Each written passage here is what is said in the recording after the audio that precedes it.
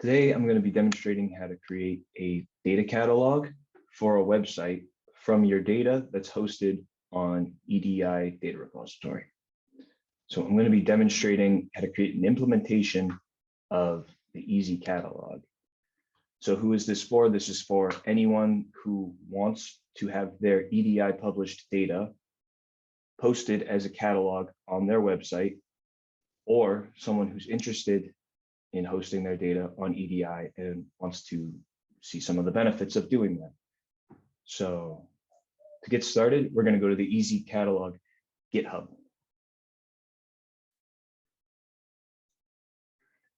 So this is github.com/EDI.org ezCatalog. So if you're going to follow along with me, you are going to need your own GitHub account. This is a totally reasonable first project to do on GitHub. Everything's going to be pretty well explained. So as long as you've got a GitHub account, you'll be able to follow. So from this GitHub page, we're going to go down to the README. And here it's going to have everything we need to just follow along and create our own ezCatalog. Let me just say that ezCatalog is based on the Pasta JavaScript search client developed by Tim Whitaker for the Long-Term Ecological Research Network. Thanks, Tim, for this and a lot of other cool stuff that he makes for LTER. Let me just show you a live demo. So this is what we're creating today. So see, we've got a set of data packages. These all link back to the landing page on EDI. So when you click anything in your data catalog, it's going to take you to that data packages page. From there, you can view the metadata, data package report, download individual data entities, or download the zip archive.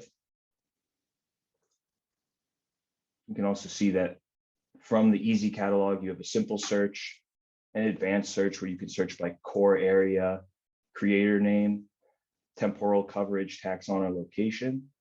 And you can also sort by relevance, date published, title, and creator. So this is what we're going to be creating today. All right. So let's get into this. As I said, you're going to need your own GitHub account. I'm going to be demonstrating with my GitHub account. The first step here is we're going to fork this GitHub repository. So that means we're taking this repository, we're making a copy of it on our own GitHub account. So that's very easily done. I'm going to go back to the top of our page. We have a button that says fork. Click that. Make sure that the account that you want to fork it to is selected. Probably don't want to change the repository name or description. We're just going to create fork. Cool. So now I'm going to go back to that original page, pop it out this way, follow along with the instructions there, and make the changes in our local fork. Cool. So now we're back down to this usage for your site section of the README. Great. And as you can see, we've just made our fork. I have an exact perfect copy right now of the original ezCatalog GitHub page, but now we are in my own GitHub account. You see up here, it says KZOLOVE, where it used to say EDI.org. Cool. So step 2, initialize GitHub pages for your fork. So GitHub pages is a convenient tool on GitHub for hosting a static web page through your GitHub repository. So you don't have to worry too much about it because the directions to set this up are right here. We're going to go to settings, pages, and select source to be the root of the main branch. All right, let's walk through that. Go to settings. On this sidebar, we go to pages. Here's the source section. So we want to go to the main branch and make sure that that root folder is the source. We click save. Now that's all set up. Go back to the main page of our ezCatalog. Step 3 is construct a filter query to identify your data in the EDI repository and to be listed in your catalog using one of the following options. So we're going to actually do the construction of this in a second, but let me just explain these options. Unique keyword.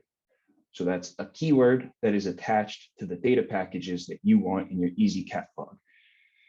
So when you're publishing data to EDI, if you're being intentional about the keywords you used and you've added, say, Zololab to all of the data packages that you've published, now you can use that keyword to source all of your packages so that your Zololab packages will populate your ezCatalog. So whenever you're publishing data, if you publish frequently, we recommend using a keyword that's unique to your own lab or site or group. Second option is by specific data package identifiers. So maybe you've decided not to use the keyword, but you know you keep a nice, good list of the data packages that you've published. So you published EDI 110, EDI 120, EDI 130. Using this option, you can just say, I want EDI 110, 120, and 130 to be in my ezCatalog. The final option is scope. So this is an LTER only thing. This is, say you are the Lucio LTER site, or you're the Arctic LTER site. So you can specify right here, I want all the Lucio LTER sites packages in my ezCatalog, and you can use the scope to specify that. So we'll come back to that later.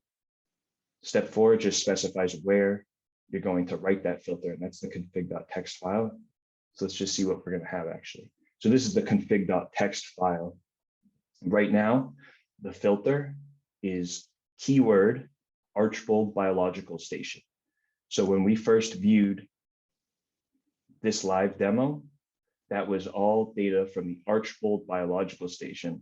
They had used that keyword on their packages. So all of those packages showed up in their ezCatalog.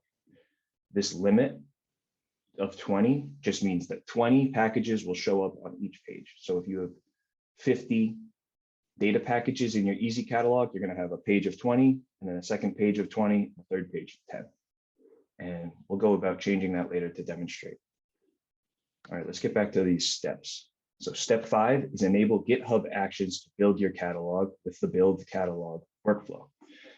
So GitHub Actions is a convenient way to run scripts based on triggers in your repository. So for us, we're going to allow the catalog to be rebuilt every time we commit to this repository.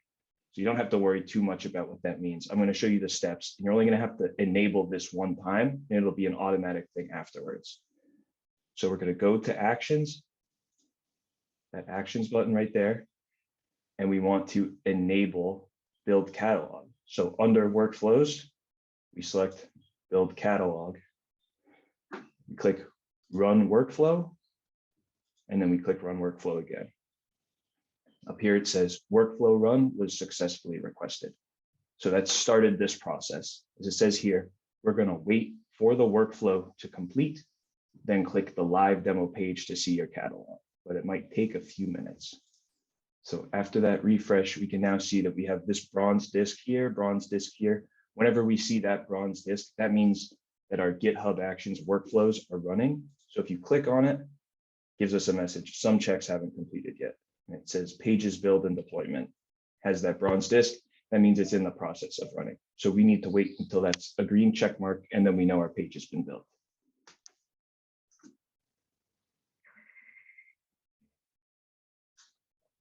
All right, so we did a hard refresh. We've got a green check mark and a green check mark. That means our GitHub Actions workflows have finished running. So our live demo page should be updated. So we didn't change anything. So this live demo page, if that worked, should just be showing the Archbold biological station still. And as you see, same as before, 17 results, Archbold biological station. It looks like everything is the same. So we didn't change anything, so we don't expect to see anything new here. So now let's run through these different filters and see how we can select different data from these filters. First, I'm going to show scope. So this is the LTER only way to filter for data. As shown here, we're going to use filter query equals scope, and then the scope knb-lter- and then whatever 3-letter code that your LTER site uses. Cool. So let's get into this. So whenever we want to change the filter that we're using, we go to ezCatalog. This button here, edit this file, allows us to edit right in GitHub. So we want to search on scope. And let's say we want to make a data catalog for Lukio LTER, KNB-LTER-LUQ is their 3-letter code. And I know they've got a lot of data. So let's up this limit. So we're going to say we want to see 50 data packages on each page of our data catalog. So we're going to change our limit to 50.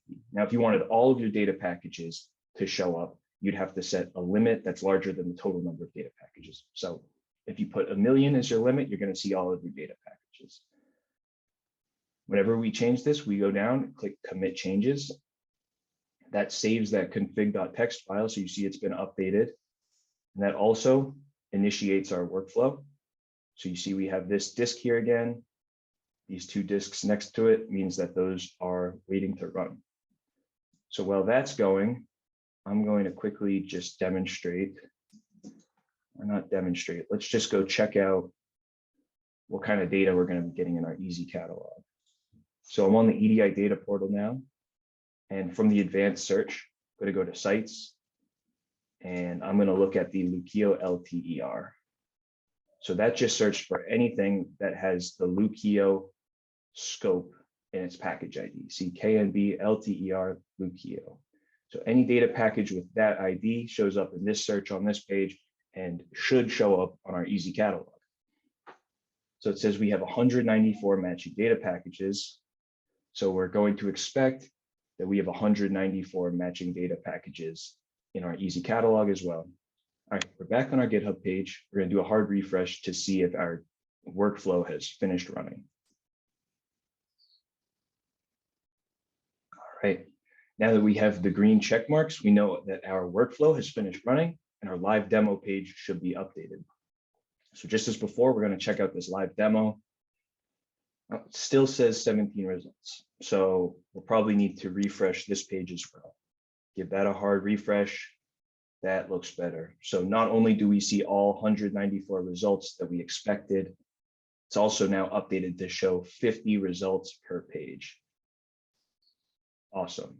So we have all of the Lukio LTER data in this catalog now. Cool. All right, the next thing we're going to want to check out is filtering by data package identifier. So as I mentioned before, I've got data packages EDI 110, 120, and 130. They don't have a unique keyword. So I'm just going to select those specific data packages. So here's how we do that. Same as before, config.txt. We're going to edit this file. And instead of FQ, we're going to use Q. We're going to say equals ID. And now we enter in our package IDs. So I said EDI 110. We separate this with a plus, and then we say ID EDI 120 plus ID colon EDI 130. So that's how they have it written here in the README. It looks good here. The limit doesn't really matter because I only have 3, so I'm not going to worry about that. I'm going to click commit changes. That's going to update my ezCatalog. Go back to the main page. We've got the bronze disk. It's building. We'll wait for that to finish. We'll do a hard refresh. And we see we have the green check marks. So that means our GitHub pages should be updated, our ezCatalog updated. As before, we're still showing 194 results. We need to do a hard refresh.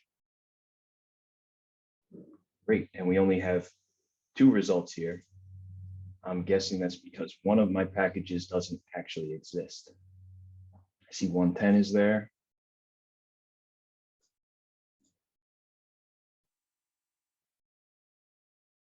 .120 is there. Not seeing 130, but if I go to EDI and search 130, simply because it doesn't exist. So if you add a data package that doesn't exist, whether it doesn't exist yet or never is going to exist, it just won't show up. But your ezCatalog should be fine. All right, so let's look at the final way to filter, the unique keyword. Now this will likely be the easiest way to filter many packages at once, unless you're an LTER site. So it's a very good practice to get in the habit of adding a unique keyword to all of your sites or all of your organizations or your labs data packages whenever you publish them. So we're going to use the Cary Lab from Virginia Tech as an example, because they have a bunch of packages. They've done a really good job of adding keywords to all of them.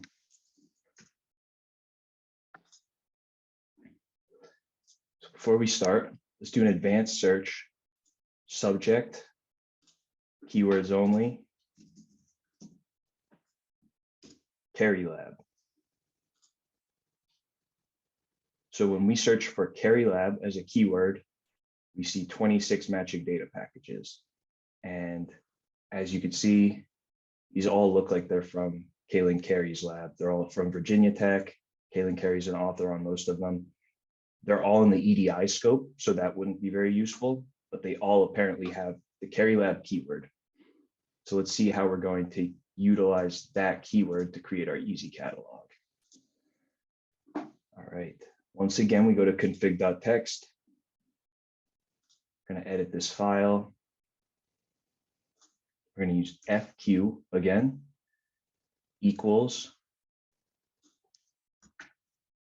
keyword in quotes Cary Lab. There were 26 results. So they have 26 data packages in EDI. So let's make our limit 10. So that's going to have 10 data packages per page. To save this and update, we click commit changes. And once again, we're going to wait for this bronze disk to become a green check mark. Hard refresh to check if we're done. Red X, not a good sign.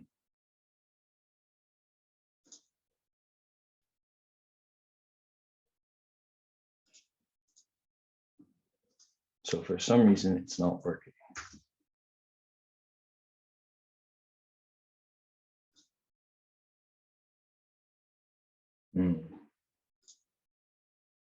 So we're getting a failure because there's only one quotation mark here. So we've created a filter that makes no sense to our system. So we're going to fix this by adding a quotation mark. Click commit changes again. That's looking better. We'll just have to wait for that to build. Okay, let's try that again. Do a hard refresh. Great. So this time it's working. We've got the green check marks. Everything's in place. We'll go to our live demo. Another hard refresh on this page. Now we've got 26 results and 10 showing per page. Great. So these are all from the Cary Lab, just as we wanted. So that's the third and final way of filtering for your ezCatalog.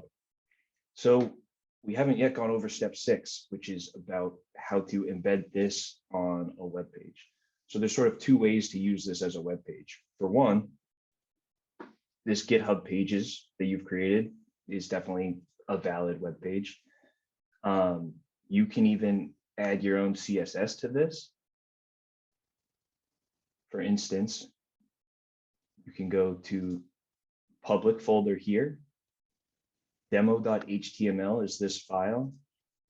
So if you go to demo.html, you can simply add another style sheet.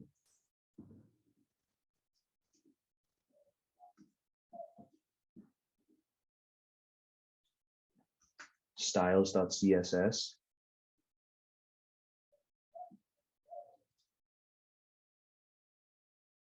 And back in public, you can make a new file called Stylescss.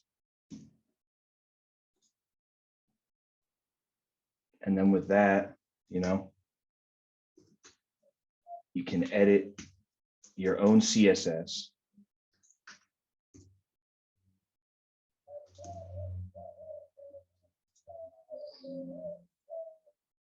So now we've just created our own little CSS style sheet for our ezCatalog. That's gone and run our workflow again.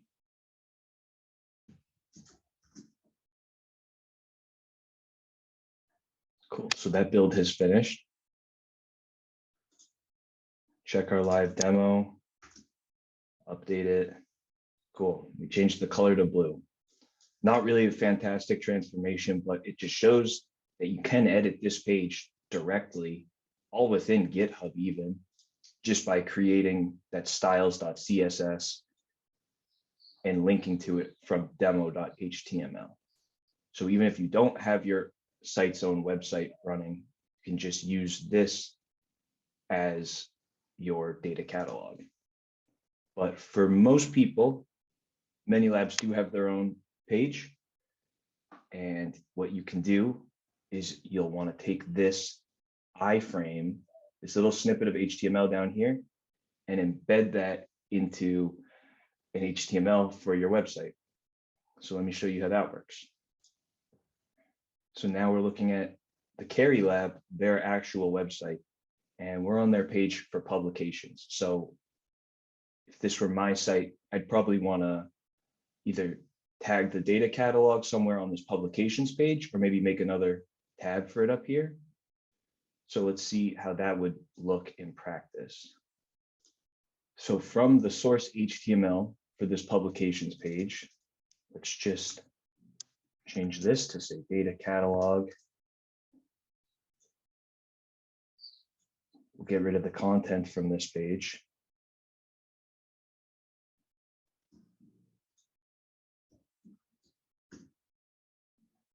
And we are going to paste in our iframe where the old content was.